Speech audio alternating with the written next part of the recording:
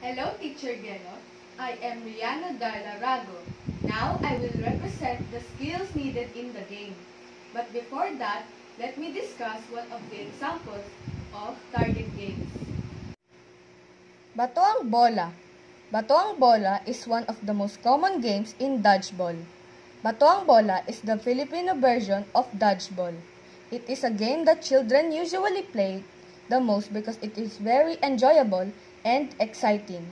It really makes children active because it involves throwing, running, jumping, hopping, catching, and dodging. Throwing,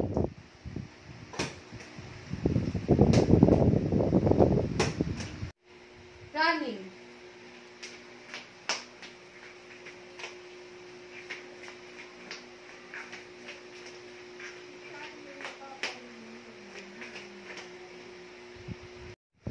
jumping,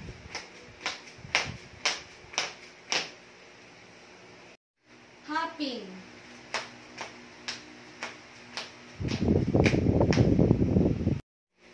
catching,